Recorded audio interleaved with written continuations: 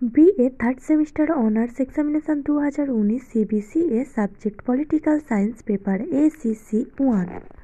Time 2 ঘন্টা, পূর্ণমান 40।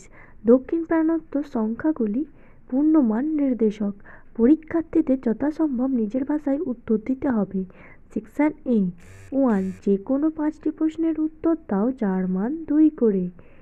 A, ভারতের সংসদের গঠনকারী অঙ্গগুলি কি? B, রাজ্যসভা ও লোকসভার মনোনীত সদস্যদের সংখ্যা কত? C, অর্থ বিল কাকে বলে? D, সংবিধান নির্ধারিত সংসদ সদস্যপদ প্রার্থীদের যোগ্যতাবলী কি? E, কোন অবস্থায় বিধানসভার অধ্যক্ষ রাজ্যের বিধানসভার অধিবেশন মুলতবি ঘোষণা করতে পারেন? F, বিধানসভায় বাজেট উত্থাপন করেন কে? G, ভারতের দ্বিকক্ষ বিশিষ্ট আইনসভা আছে এমন 2টি রাজ্যের নাম লেখো।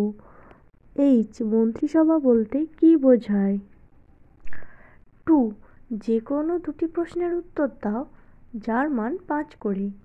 A, অর্পিত ক্ষমতাপ্রসূত আইন কাকে বলে? ইহা কি সংসদের ক্ষমতা হ্রাসকেই নির্দেশ করে? B, ভারতের সংসদে অর্থ বিল কিভাবে পাস হয়? লোকসভা স্পিকারের অর্থ বিল সম্পর্কে ক্ষমতা কি? C, ভারতের যে কোনো অঙ্গরাজ্যের আইনসভার সদস্যপদের যোগ্যতা মান কি? কী কারণে তারা অযোগ্য বিবেচিত হন? D, বিল বলতে কি বোঝায়? সাধারণ বিল পাসের পদ্ধতি কি? 3, যে কোনো 2টি প্রশ্নের উত্তর দাও যার মান 10 করে। A, কমিটি ব্যবস্থা বলতে কি বোঝো? লোকসভা হিসাব পরীক্ষা কমিটির গঠন ও কার্যাবলী আলোচনা করো। B, পশ্চিমবঙ্গের আইনসভার গঠন উল্লেখ করো। ভারতের অঙ্গরাজ্যের আইনসভার কার্যাবলী সম্পর্কে একটি টিকা লেখো। C, লোকসভার স্পিকার কিভাবে নির্বাচিত হন? লোকসভার স্পিকারের ক্ষমতা ও পদমর্যাদার মূল্যায়ন করো।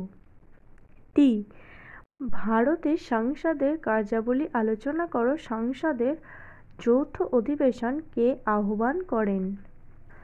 BA third semester honours examination 2019 CBCS subject political science paper ACC1 or. Time 2 ঘন্টা, পূর্ণমান 40। সেকশন B 1, যে কোনো 5টি প্রশ্নের উত্তর দাও যার মান 2 করে। A, শান্তি ও দ্বন্দ্বের প্রস্তাবে বা মীমাংসার আলোচনা করো। B, কাঠামোগত হিংসা বলতে তুমি কি বোঝো? C, UNHCR এর পুরো কথাটি লেখো। D, শান্তির সংজ্ঞা দাও। E, নেতিবাচক শান্তি বলতে তুমি কি বোঝো? F, ব্লু হেলমেট কি? G, বাধ্যতামূলক প্রব্রজন এর সংজ্ঞা দাও। H, নয়া সন্ত্রাসবাদ কি? 2, যে কোনো 2টি প্রশ্নের উত্তর দাও যার মান 5 করে।